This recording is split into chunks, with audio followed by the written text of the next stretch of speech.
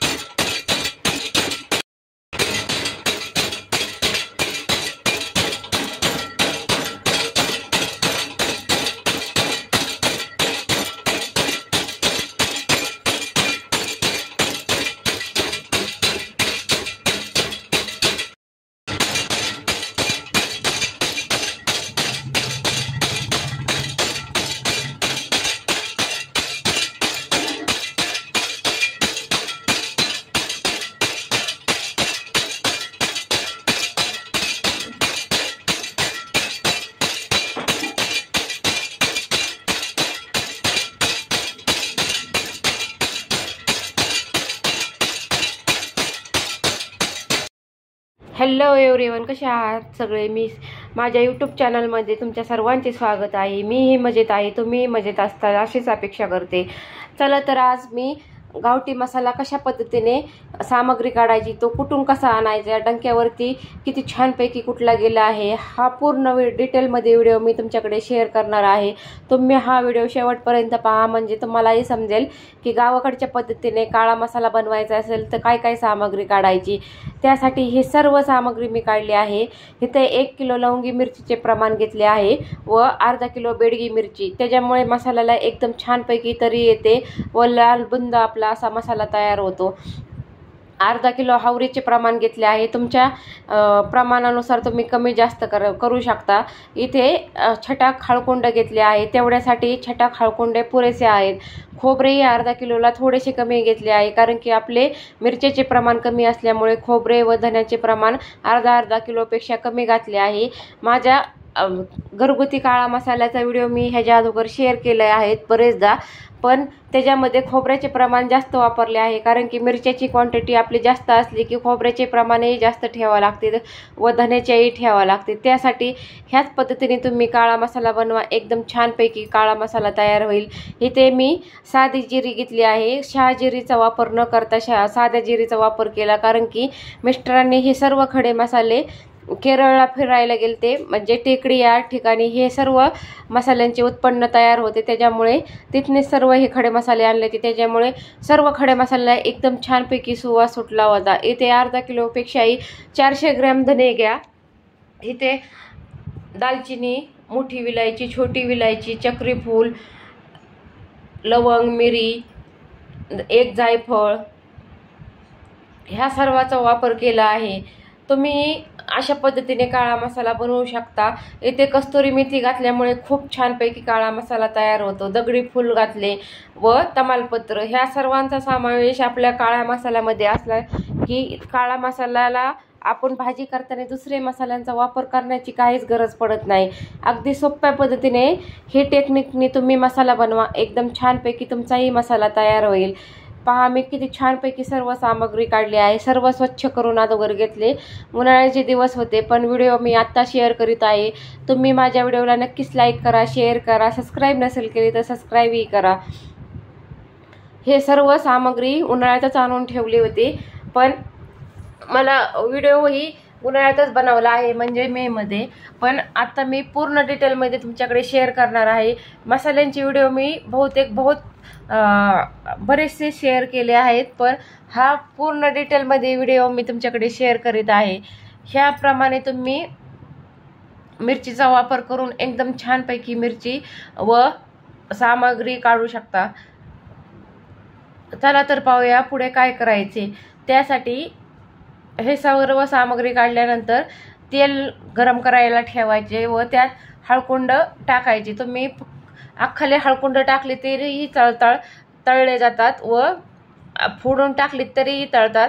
त्याच्यामुळे तुमच्या पद्धतीने तुम्ही हळकुंड अख्खे टाकले तर जास्त वेळ तळायला वेळ लागतो व फोडून टाकले तर कमी वेळात आपले हळकुंड तळून निघतात. त्यासाठी तुमच्या पद्धतीने तुम्ही हळकुंड टाकू शकता. नंतर जे आपण खोबरे घेतले आहे त्याचेही तुकडे करून घ्यायचे, तेही छानपैकी तळून घ्यायचे. अशा पद्धतीने सर्व आपल्याला काही सामग्री तळून घ्यायची आहे, काही कच्ची टाकायची आहे. त्याच्यामुळे तुम्ही नक्कीच हा व्हिडिओ शेवटपर्यंत पहा, म्हणजे तुम्हाला पूर्ण डिटेलमध्ये सर्व समजून जाईल की कशा पद्धतीने आपल्याला सामग्री काढायची आहे, तळायची आहे व कोणती सामग्री भाजून घ्यायची आहे. ह्याच्यातले धनेही कमी तेल टाकून भाजायचे आहेत व हवरीला अजिबात म्हणजे तिळाला अजिबात तेल न टाकता आपल्याला भाजून घ्यायचे आहे. तुम्हाला मसाल्यामध्ये मी पूर्ण डिटेलमध्ये सांगितलं आहे. ह्याच तेलामध्ये आपला पूर्ण मसाला कुटून एकदम असा घाटी मसाल्यासारखा तयार होईल. तुम्ही नक्कीच ह्या पद्धतीने मसाला तयार करून पहा, एकदम छानपैकी आपला मसाला तयार होईल. हळकुंड काढल्यानंतर आपण कट करून जे खोबरे घेणार आहोत तेही त्याच्यात चांगल्या पद्धतीने तळून घ्यायचे आहे. खोबरे आपल्याला कुटायला नेताना खोबरे सेपरेट न्यायचे आहे. त्याच्यामुळे काय होते की मसाला आपला छानपैकी कुटला जातो. आपल्या मिरच्यामध्ये किंवा खड्या मसाल्यांमध्ये आपल्याला खोबरे तळलेले घालून न्यायचे नाही, ते सेपरेटच न्यायचे. म्हणजे त्या मसाला कुटतानाही मसाला कुटणाऱ्यांनाही त्रास होत नाही व आपला मसालाही छानपैकी कुटला जातो. त्यासाठी ह्या टेक्निकने मी सांगते त्याच प्रोसेसने मसाला बनवा, कारण की माझ्या घरचाही मसाला खूप छानपैकी झाला आहे व माझ्या माहेरी बनवला होता त्यांचाही मसाला खूप छानपैकी ह्याच पद्धतीने झाला आहे. तुम्ही नक्कीच ह्या पद्धतीने मसाला बनवून पहा, एकदम छानपैकी मसाला तयार होईल. आपण जे हळकुंड तळले होते त्याच तेलामध्ये आपल्याला खोबरेही तळून घ्यायचे आहे, कारण की हळकुंडाला खूप पिवळसर रंगामुळे तेल काळे काळे दिसत आहे. त्याच्यातच आपल्याला खोबरेही तळून घ्यायचे आहे. ह्या पद्धतीने लालसर होस तर तुम्ही खोबरे तळून घ्या. कढई मोठी ठेवली तरीही चालेल, मोठ्या कढईमध्ये जास्त खोबरे बसून 2 बॅचमध्ये सर्व खोबरे तळले जाईल. असे छानपैकी सर्व खोबरे हळकुंड तळल्यानंतर किती छान दिसत आहे. तुम्ही पाहू शकताल की हे सर्व तळून घेतलेले वस्तू आहेत. आता आपल्याला भाजून काय घ्यायचे आहे तेही सांगते. एकदम छानपैकी काळा मसाला बनवायचा आहे, त्याच्यामुळे ह्या टेक्निकने तुम्ही नक्कीच मसाला बनवून पहा. नंतर तीळ आपल्याला तेल न घालताच भाजून घ्यायचे आहे. इथे पहा तुम्ही दुसऱ्या कढईचा वापर केला आहे तिळासाठी, कारण की तेलकट तीळ झाले की ते कुठलेही जात नाही व एकदम बारीक सर्व मिक्स होत नाही. त्याच्यासाठी आपल्याला तीळ अशा पद्धतीने भाजून घ्यायचे आहेत, म्हणजे आपले सर्व सामग्री एकदम छानपैकी भाजली जाते व कुठलीही जाते.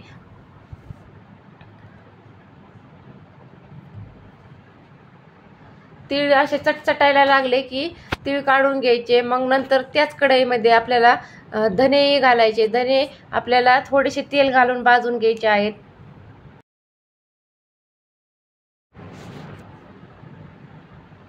तीळ भाजल्यानंतर पाहिले की तुम्ही कसे लालसर दिसत आहेत, ते काढून घ्यायचे व त्याच कढईमध्ये आपण धने घालून तेही चांगले लालसर असे भाजून घ्यायचे आहेत. त्याला थोडासा तेल टाकायचे, म्हणजे छानपैकी आपले धने भाजून निघतील. धन्यामध्ये थोडेसे तेल घालायचे. हावरीमध्ये अजिबात तेलाचा वापर न करता आपल्याला कच्चीच हावरी भाजून घ्यायची आहे. छानपैकी अशी हावरी भाजून घ्यायची व नंतर धने घालून तेही चांगले लालसर भाजून घ्यायचे. ह्याच पद्धतीने तुम्ही काळा मसाला बनवा, एकदम छानपैकी असा तुमचा काळा मसाला तयार होईल. धण्यातही थोडासा तेलाचा वापर करून धने भाजून घ्यायची, कारण की जास्त तेलाचा वापर कराल तर मसाला आपला डंक्यामध्ये बारीक होणार नाही. त्याच्यामुळे मी सांगते त्याच टेक्निकने तुम्ही मसाला बनवा, एकदम छानपैकी तुमचा मसाला तयार होईल.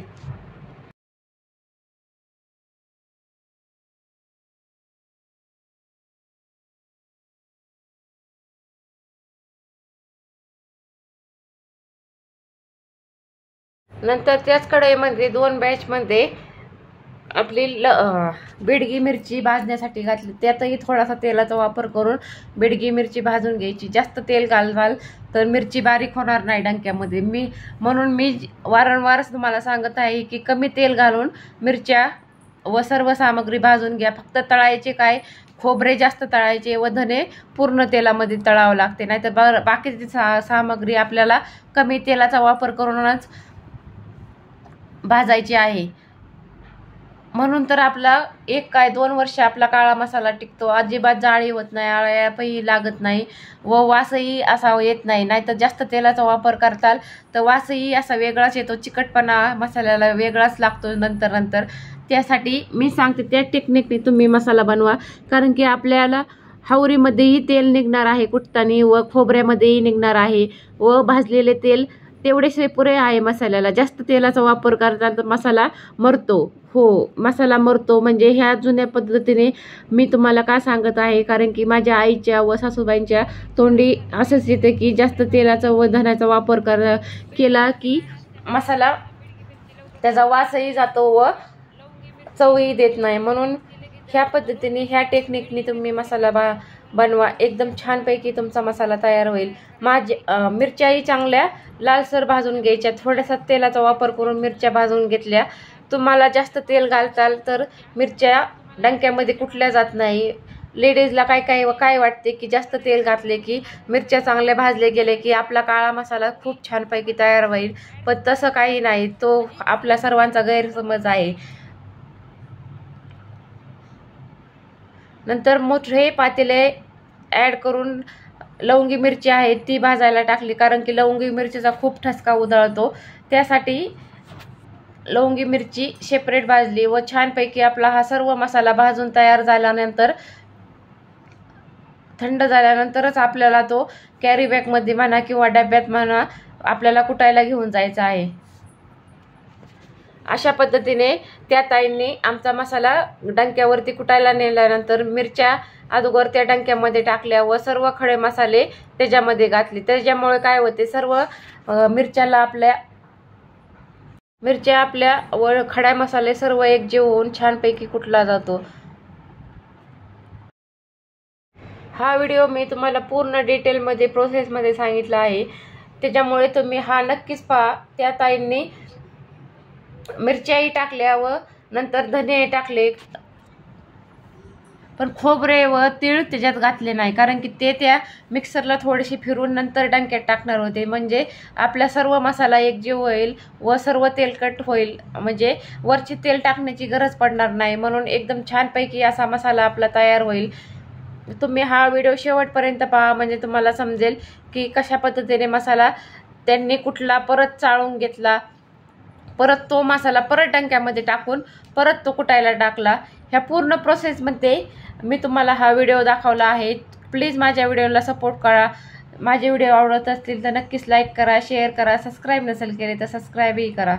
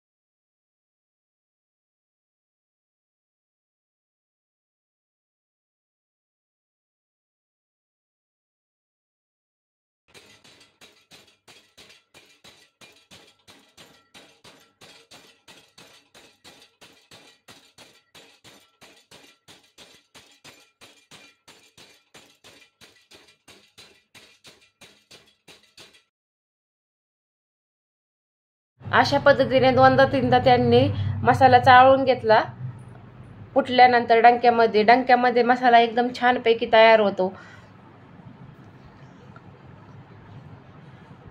किती तेलकट असा मसाला झाला आहे. काही टाकायची गरज पडली का वरचे तेल एक्स्ट्रा पहा तुम्ही.